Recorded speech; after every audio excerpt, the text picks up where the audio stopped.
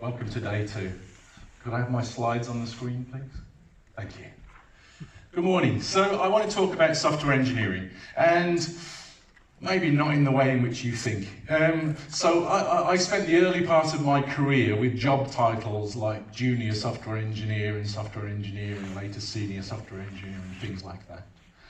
And then through the middle part of my career, I started working for organisations that didn't really like the term engineering. We tended to think it was the wrong term. We talked of ourselves as software craftspeople and had job titles like software developer. I once worked in a place where we had several grand wizards as part of our development staff, but we called ourselves different things.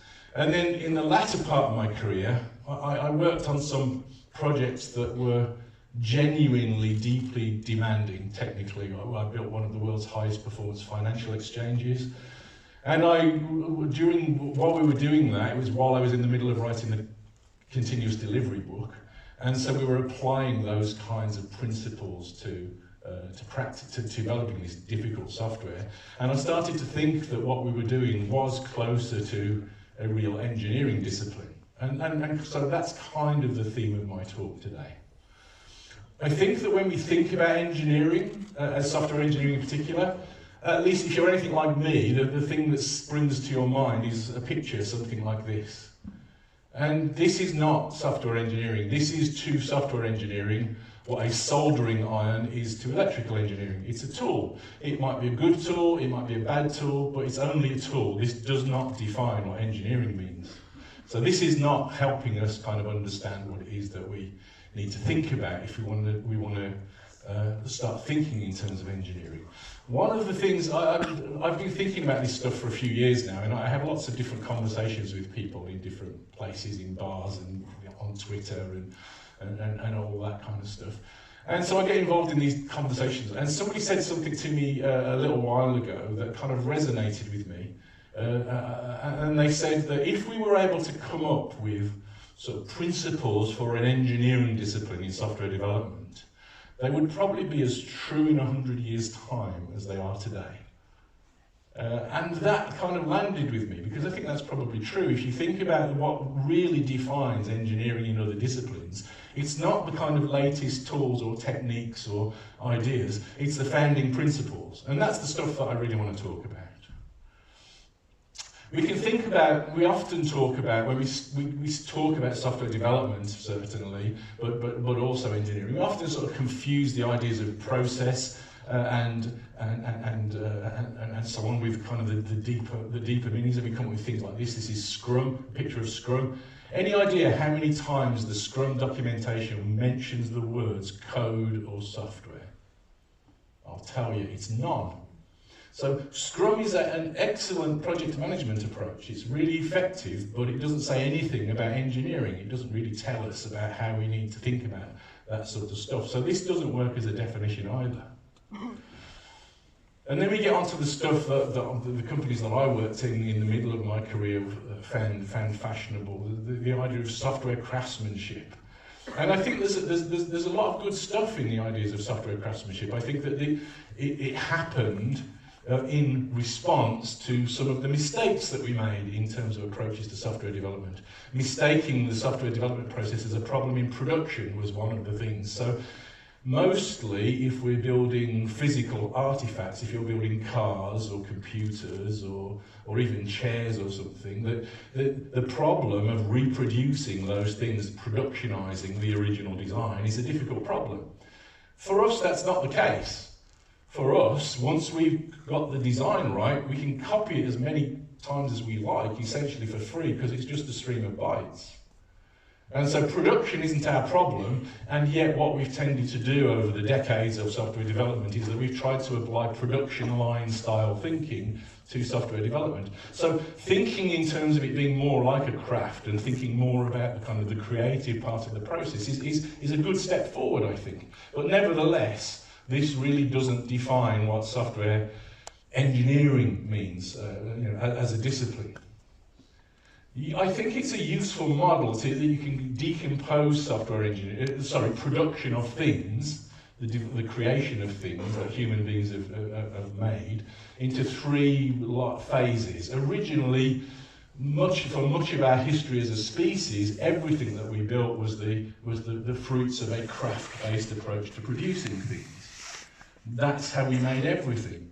And then around about 150 years ago, we started doing some other things. We started applying the techniques of mass production to make the production process more reliable, more efficient, and have higher quality. And that worked. The first example of that was the production of rifles in the or armaments in the American Civil War. And one of the horrific things about that war was that it was the first really mechanized war, so we were able to build weapons that were able to kill people faster and more efficiently off the back of this improved production approach. There's an interesting story, a nice story, if you can have nice stories about such a horrific event.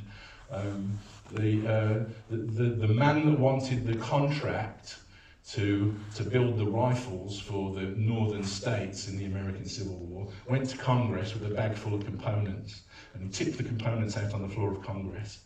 He asked the congressman to select components, and from the components that they chose, he built a rifle. That was the first time in human history where that was possible. The standardization, the quality of the pieces, all of that sort of stuff. That was the first event where just that simple task was possible. Before that, you'd have had a handcrafted device that was built from scratch. If you broke your rifle, you'd have had to probably go to the same gunsmith that made it originally. And when you bought your gun, you'd probably have to be given a mold for the bullets, because each bullet was different for every gun, and so on. So craft was kind of superseded by mass production, because it was able to introduce standardization and all these sorts of things. At the end of the Second World War, Edwards Deming went to Japan, and it kind of helped them take some Japanese cultural ideas that were already there, but amplify those, and the fruits of that thinking gave birth to what we would now think of as lean production techniques. And lean production is kind of a step on from mass production techniques. It allows us to kind of do pull-based systems, just-in-time delivery of ideas and materials, to be able to deliver things. You kind of pull the stuff down the line rather than push it along the line. And it's more effective, it's demonstrably more effective. So where are we as an industry? Where is the software development industry? I think, as you will have gathered from what I've been talking about, we are not a mass production industry, and we never will be and never should be. Mass production is the wrong model for the kinds of problems that we have. We don't really have production problems, we have design problems. So I think that we are a craft industry, and one of the hallmarks of craft industries is that the quality tends to be variable. It tends to be a little bit up and a little bit down, depending on the quality of the individual. I think that we have as human beings, we have a fond regard, we have an emotional attachment to the idea of craft-built things. We like the idea that human-made things are nice. If we're very wealthy, maybe we buy cars with hand-stitched leather seats and all that kind of stuff. But for a moment, I would just like to pose a question. Can you imagine a craft-built version of one of these things? That's a kind of crazy idea. Even the prototype of something this sophisticated required deep engineering. It required not just deep design engineering, but deep production engineering in this case, to be able to build just the prototypes. Part of the cleverness is to be able to build prototypes that you can kind of learn from and so on when you're building something as complicated as this. The precision with which this is built is off the scale compared to the precision that a human being can exert without engineering principles, thinking, and the amplification of skills that engineering brings.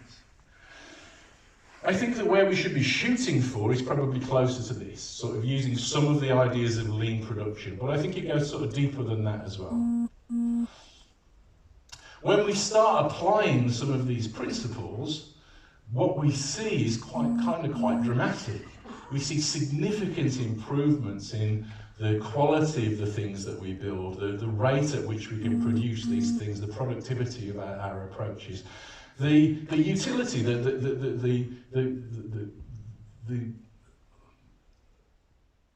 response of our users to the things that we create goes up. We're able to better evolve and develop product things. products to fit user needs. All of these things are amplified, and not just by small amounts, often by close to significant fractions or orders of magnitude of what went before. And that's kind of what you'd expect if what we were talking about was genuinely engineering. The bottom line here is the bottom line. Organisations that practice these kinds of disciplines make more money than organisations that don't. And again, that's kind of what you would expect if we were able to start to think in terms of what engineering, practice something that was really engineering in our discipline. As I said earlier, I get involved in lots of conversations about engineering these days as a result of talks like this and some of the things that I write about. And I'm getting involved in a surprisingly large number of conversations about bridge building. People say, oh yes, but software development isn't bridge building, is it? Well, no, of course it's not bridge building. But bridge building isn't what we think it is either. If you are building the 900th suspension bridge that's exactly the same as all of the other 899 suspension bridges that went before it, that's a completely different kind of problem to if you're building the first kind of bridge that's ever existed.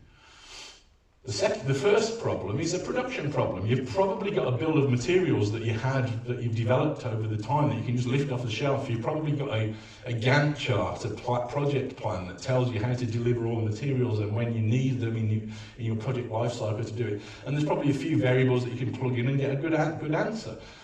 If you're building the first kind of bridge for the first time, that's profoundly different. You're going to be building test pieces and models. You're going to be putting them on shake tables to see what happens in an earthquake and wind tunnels to see what happens when the wind blows, and you're going to be measuring all sorts of different things. It's going to be much, much more experimental. So bridge building first isn't what we think it is. The other way in which bridge building is kind of not the right model is that bridge building isn't the only kind of engineering. Bridge building, the engineering around production,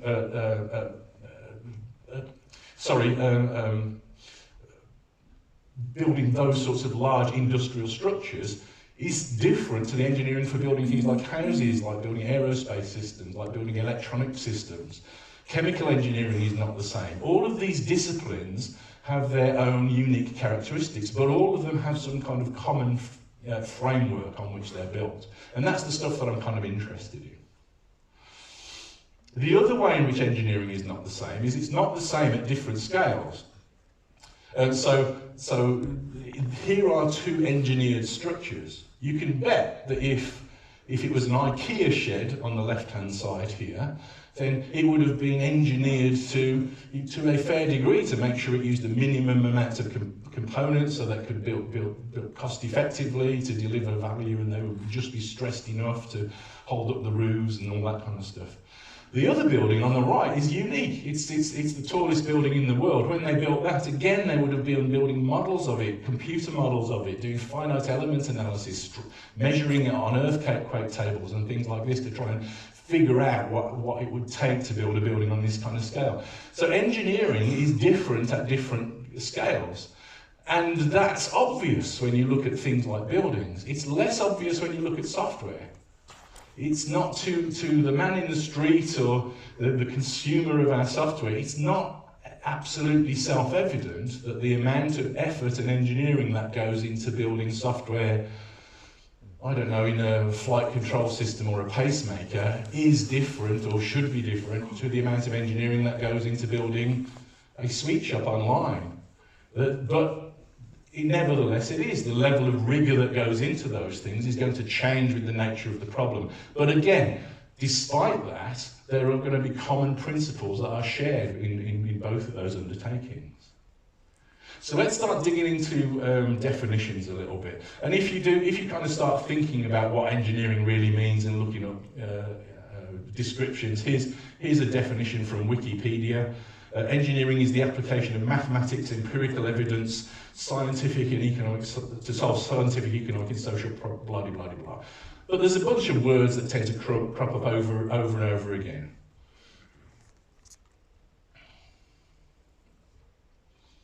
So here is my working definition for what it is that I'm talking about in this context for the rest of this talk. So engineering is the application of an empirical, scientific approach to finding efficient solutions to practical problems. I think all of the words in that description are accurate. And when I talk about efficient solutions, I mean efficient in terms of the cost effectiveness of the production, as well as efficient in terms of the performance of the things that we build that's appropriate to their need. So we need to think about those sorts of things if we're going to start applying engineering to do these things.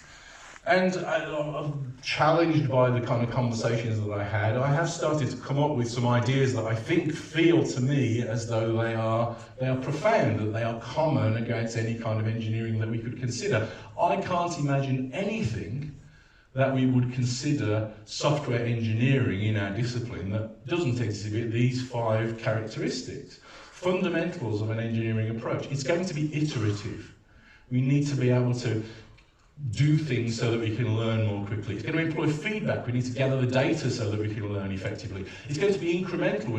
You don't build a complicated system by building the whole thing in one step. You build a complicated system by first building a simple system. And then it's going to be experimental. We need to be able to try ideas out. We're not going to know the answers to problems before we've actually started to address the problems. And it's going to be empirical. We're going to learn from the real world. We're not going to be able to perfectly predict the outcomes. So let's go through those a little bit. So iteration, the act of repeating a process. Oops, sorry, clicked 2 minutes too quickly. The act of repeating a process to generate an unbounded sequence of outcomes, or with the aim of approaching a desired target or goal. Iteration is vitally important because it means that we can learn, we can react to what we learn, and we can adapt to what we've learned. And that gives us this opportunity. So the more frequently we can iterate, the more regularly we can learn and improve our understanding of the problem domain, the technologies, the team dynamics, all of those things. It allows us to steer towards a goal. You don't decide that you're going to drive from Madrid to Barcelona by taking a bearing and kind of working at the time and just steering in that direction. What you do is that you do something more adaptive. You're going to start on the road, you're probably going to be looking at Google Maps and seeing what the traffic's like, and you're going to be adapting your route depending on the traffic. That's how you get to somewhere. That's how you make things work. You break it down into a series of smaller incremental steps, and that allows you to learn more effectively.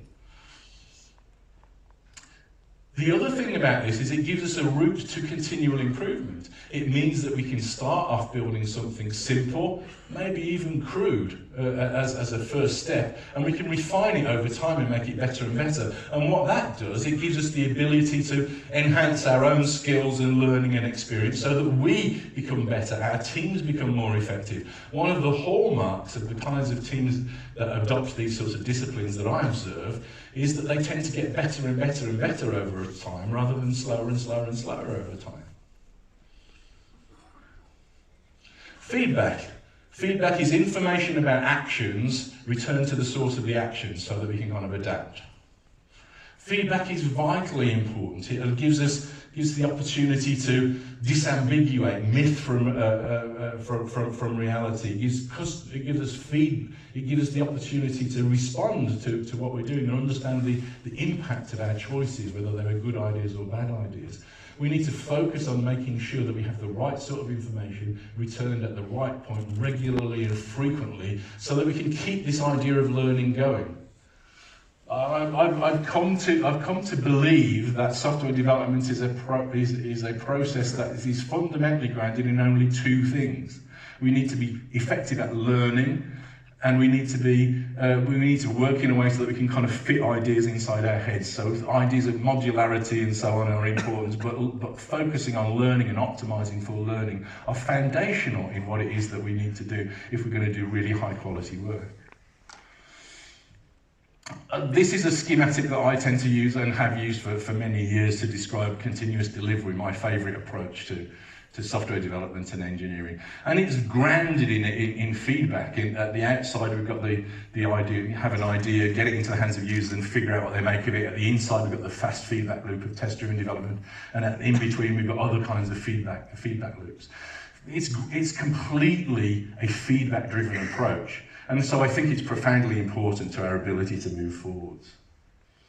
We also need to think of, as well as being iterative and feedback driven, we need to also work incrementally. Incremental evolutionary design, continuous design, evolutive design, incremental design is directly related to any modular design application in which components can be freely substituted. Modular design is really important. As I said before, we don't build a complex system by planning it all in detail and building the whole thing in one big step. That doesn't work. My wife, who's at the back of the room somewhere, says that I'm a serial nerd, and she's wrong because I'm a parallel nerd. I can be a nerd on multiple fronts at the same time. So I'm going to demonstrate that by talking about one of my nerdisms, which is aviation and the space program, while demonstrating ideas of software engineering, I hope. So this is a picture of the Saturn V, the spaceship that took astronauts to the moon and returned them. And this was a modular system. This was a highly modular system, and that wasn't how they planned it originally. That wasn't what they thought about at the time when they were building it. This part of the spacecraft solves the extremely difficult problem of getting the rest of the spacecraft from Earth into Earth orbit. The top part of the spacecraft is made essentially of 4 components. Here are 2 of them. This part is the command module. Its job was to get the astronauts from Earth orbit back down to Earth again. And this is the service module. And the job of this part of the spacecraft was to get the whole contraption from Earth orbit to the moon, and from the moon back to Earth orbit again. And then we've got the lunar lander part. That's 2 components as well. The top part was to get 2 astronauts from the surface of the moon standing up in their spacesuits from the surface of the moon back into lunar orbit, where they could rendezvous with the command module and the service module. And the bottom part was the lander part that sort of took them down and landed them on the moon. As I said, when NASA first started thinking of the Apollo missions, this isn't what they had in mind. What they had in mind was much more like kind of a kid's cartoon space rocket that took off from the Earth, flew all the way to the moon, landed on the moon, they got out, walked about, and it took off and flew all the way back. That's enormously expensive in terms of the energy budget to be able to deliver all of that payload to the surface of the moon and to bring it all back. But it also means that it's inflexible. It all has to work or the astronauts die. In this model, in this more modular approach, you can be cleverer. You can recompose the spacecraft in different ways. In fact, that happened when the Apollo 13 disaster happened, and the service module essentially blew up and lost a lot of their consumables. They were able to reconfigure the spacecraft and use the lunar module as essentially a lifeboat to get the astronauts back to Earth. That wouldn't have been possible if this hadn't been built as a modular system. The other part of this is that as a modular system, it allowed them to farm out the construction of the system to different groups of people. In fact, different organisations built different parts of the spacecraft. And that meant that they could move more quickly and in parallel. I've used 2 different words that in English are very similar, so I'm just going to pull those, just show the difference between those. And these pictures are taken from my friend Jeff Patton's book on story mapping, which really beautifully describes the difference between iterative and incremental. An iterative approach is this: you're going to start out with a rough sketch of what you want, and then you're going to fill in the detail and the quality over time until you end up where you want to be. An incremental approach is the modular approach. You're going to do pieces of work to whatever level of quality, and you're going to assemble the whole over time, piece by piece by piece. I think that anything that we could consider to be an engineering discipline is going to require both of these. We need to be both incremental and iterative to be able to achieve anything substantial. We want to be experimental. An experiment is a procedure carried out to support, refute, or validate a hypothesis. Experiments provide insight into cause and effect, demonstrating what outcome occurs when a particular variable is manipulated. I'm going to explore my nerdism again, and it's a nice coincidence that part of the theme for Codemotion this year is the 50th anniversary of the moon landings. So I'm going to use the moon landings as an example again. So in 1961, President Kennedy stood up in Congress, in American Congress, and said, we're going to send people to the moon and we're going to bring them back again by the end of the decade. And everybody in NASA went, because they had no clue how to do that. When he said this in 1961, this was 2 weeks after Alan Shepard was the first American into space. Alan Shepard was a ridiculously brave man because they were in competition with the Russians at the time. They were kind of rushing the program. And the Russians had already done several successful manned space launches, so the Americans felt they were in catch-up mode. So what they did was that they strapped Alan Shepard essentially into a tin can on top of an intercontinental ballistic missile. These missiles, the Redstone boosters, were blowing up on the launch pads all of the time. They weren't very reliable. So they strapped Alan Shepard onto the top, fired him 100 miles up, and he parachuted back down again. That was the first American space mission. 2 weeks later, Kennedy's saying, we're going to the moon. So Kennedy's kind of done what senior people often done. He's kind of expressed a vision. He said, let's go to the moon. Let's go to the moon. I have no idea how to do that. I'm a politician. You're smart. Figure it out. And all of the people in NASA are kind of stuck there thinking, what are we going to do now? Somebody once said to me, is this the most expensive user story of all time? And I think it's a candidate. I think it could well be. Here are pictures of all of the things that they didn't know how to do at the time when Kennedy made his speech. This is pretty much all of the things that you need to know how to do. So they hadn't really got launches sorted, as I said. They were blowing up on the pad all of the time. They hadn't got multi-stage vehicles working yet reliably. They hadn't got the splashdown phase reliable. The next mission after Alan Shepard's, the capsule sank, leaving Gus Grissom nearly drowning in his space suit in the middle of the ocean. Nobody had yet done spacewalks. They hadn't really got spacesuits that operated in a vacuum. They tended to inflate, and when the first people did do spacewalks, they did do that. The spaceships inflated and they nearly died because they couldn't get back in the spaceship very well.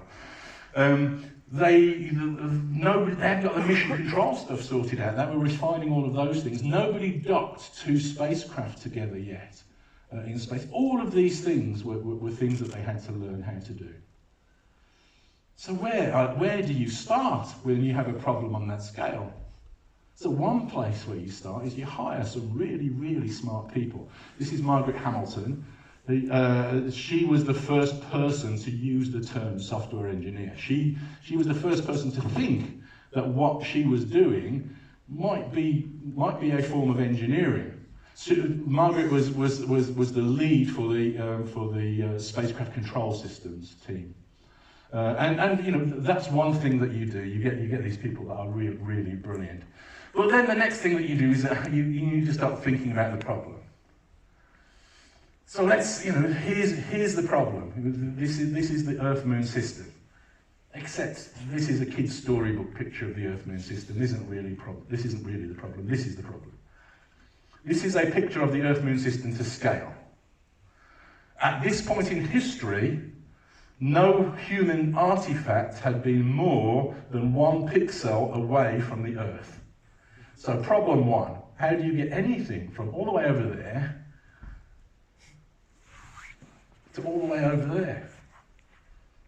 That's the first problem. You can kind of imagine the conversation the next day after Kennedy stood up in Congress in NASA. You can imagine them all the NASA engineers getting around and talking about this and saying, what are we going to do? He's just said we're going to do it in 9 years' time.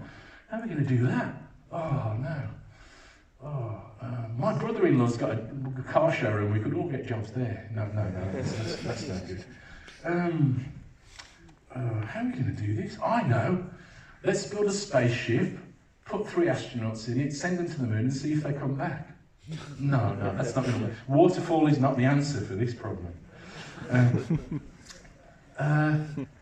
Hold on, I've got a good idea. Oh, no, we don't have to put astronauts in the spaceship. We could automate the spaceship, we could send it to the moon and bring it back without any astronauts. We wouldn't kill the astronauts, and we'd probably keep our funding for a bit longer. That would be good. Yeah, no, it's still incredibly hard though, isn't it? You know, sending the spaceship all the way to the moon. Hold on a minute. We don't have to bring it back. We could just send the spaceship to the moon and land it on the moon, and we'd learn loads from that, and then it would simplify the problem. That is a good idea. What does landing on the moon mean? He doesn't have to survive the landing on the moon. And that was the job of this space program. This is a real space program. This is the Ranger series of spacecraft. These were literally spaceships as bullets used to see if you could hit the moon. This is lunar target practice. So how did that go? How did that work out? Well, the first mission, as I said, they hadn't really got the launch system sorted yet. The first mission, the job of the first mission was just to get into Earth orbit. The spacecraft blew up on the launch pad. The second one, just to get into Earth orbit again, the spaceship blew up on the launch pad. If you've ever worked in a big project, the next bit might amuse you. So they failed to get both of these things, they failed the objectives of the first two missions, but they have learned stuff. And so they said, well, the third mission's supposed to go to the moon, and we haven't been able to get into Earth orbit yet, but let's go for the moon anyway. So that's what they did. They managed to get it into Earth orbit. They did the deorbit burn, fired the spacecraft off towards the moon, and it missed the moon entirely.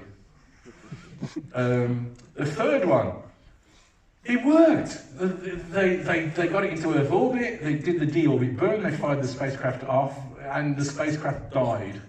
They lost all communication with the spacecraft, but they managed to track it from ground-based stations, and they saw that it actually did hit the moon. So that's a win. The fifth one missed the moon again. The sixth one, it worked. It hit the moon, they got some telemetry back, but the cameras failed, so they didn't get any pictures. The seventh one was a success, the eighth one was a success, and the ninth one was a success. So you're NASA in the middle of the Cold War.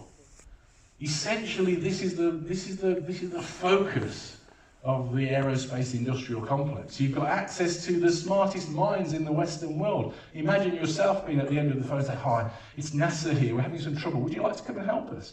You'd be on the next flight, it'd be a wonderfully exciting experience. You've got access to the brilliant people. Where do you start? You don't start by planning the whole thing in detail. You start by carrying out experiments. You begin learning. That's what you focus on. You focus on learning in the direction of travel that you want to go in, the things that, your ultimate goal, but it's all about learning.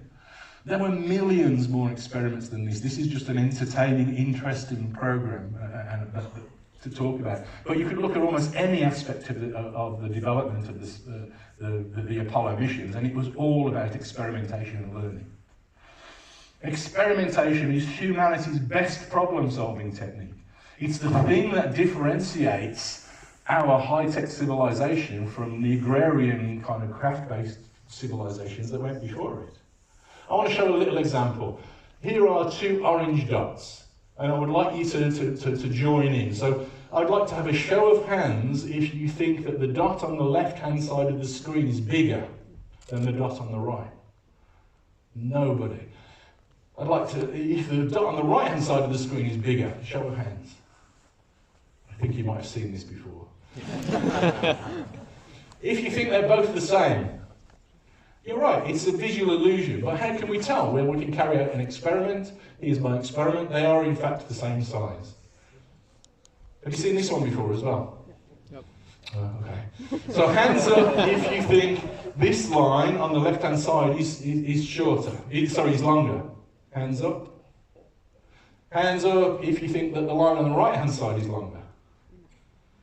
This is a smattering of people, a handful of people. Hands up if you think they're both the same. Okay, everybody with your hands up, you weren't paying attention. You can't tell without experimenting. The line on the right is longer because I made it longer.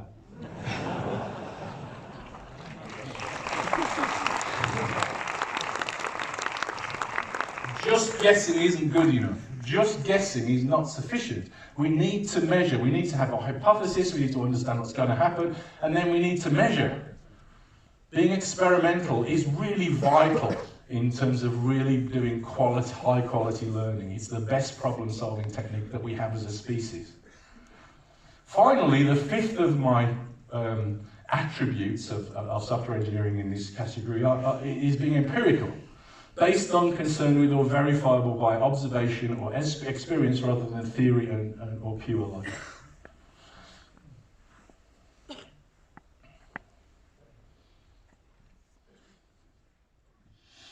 Being empirical is really important. It means that we can kind of start learning from our experience. We can kind of start making evidence-based decisions rather than making progress on the basis of guesswork. We also need guesses at the start of our process, but we need to be able to start using evidence. We can start being more scientific. We can start applying the ideas of science to our problem-solving techniques. We can start disambiguating mythologies from truths and understanding what's really true about the things that we're building and how we're building them. We can never be certain of success, however diligent we are, however carefully we plan, until we start interacting with reality. We are not certain that whatever it is that we plan is going to be correct. Progress only comes when we risk failure. Until, one of the kind of magic aspects, if that's not really the right term, but one of the magic aspects of the scientific method is that we learn most when our experiments fail. If our experiments are always succeeding, we're not really learning anything. They're just confirming our guesses. As soon as an experiment fails, that's the point where we go, that's not what I expected. And now I've got to come up with a new theory. And that's when I'm learning. So we need to take the risk to allow for failure to be experimental. So we learn most when reality does not match our predictions. Production is always going to surprise us. One of the things that I say in the context of continuous delivery is that you can never, ever prove that your software is good. You can never do that. But you can prove that your software is not good enough. However many tests you have, you always might miss something, so you can't prove that you've got all the test coverage. But as soon as one test fails, you know that your software is not good enough and you can reject it. This is the idea of falsification, which was kind of first discussed in the context of science in the 1930s by Karl Popper. And it's deeply important in our ability to learn and move forwards and explore with quality and confidence. So production is always going to surprise us, and it should. We should be taking sufficient risks to allow production to surprise us. If you think about all of the information that we have, all of the design thoughts that we have, the code that we've got, the tests that we have, the documentation that we have, our concept of the program, everything, all of it is really only our best theory so far. And we should be looking at ways in which we can improve that theory all of the time and refine it and deepen it and make it higher quality all of the time. So I think, I'm a little biased, but I think that continuous delivery is an example of such an engineering discipline. It's based on short feedback cycles, it's based on test-driven development, it's based on automation, hypothesis-driven approaches to design and development, and it uses tests as a falsification mechanism. It applies all of these 5 ideas deeply at the core of it. It uses feedback to allow us to learn and adapt and refine and deepen our understanding of ideas. But fundamentally, none of that matters as much as this. It's grounded in this. It's grounded in the ability to implement the scientific method. We want to make an observation of what's going on. We want to propose a theory that describes what's going on, and then on the basis of that theory, we're going to make a prediction. And then we're going to test that prediction, and that's going to refine the next observations that we make. We're going to observe what happens and refine our understanding. That's how humanity has made the explosive progress from essentially agrarian societies to the high-tech societies that we live in. I think that one of the things that's kind of happened during the span of my career is that we've got a deeper understanding of what really works in software development. And that's a big advance, but it's not yet evenly spread. So we need to start thinking and taking these sorts of issues seriously. As we start building more and more complex systems, we need to start optimizing for learning and for being able to fit ideas into human heads. Often when we talk about software development, we talk in terms of analogies. We talk about software development, I don't know if you've come across this one, it being like the movie industry with directors and producers and actors and all that kind of stuff. And we talk about it being like production lines if we're thinking in waterfall systems. I'm not talking in analogies. I'm not suggesting that we should be like engineers. I'm suggesting that we should take this seriously and we should be engineers. Let's start adopting science and applying it to our technology. That's the end of my talk. I hope you have a great day at the conference. Thank you very much. I think we're out of time for questions, but I'll be around for the rest of the day if anybody wants to talk to me about any of this stuff. Thank you very much indeed.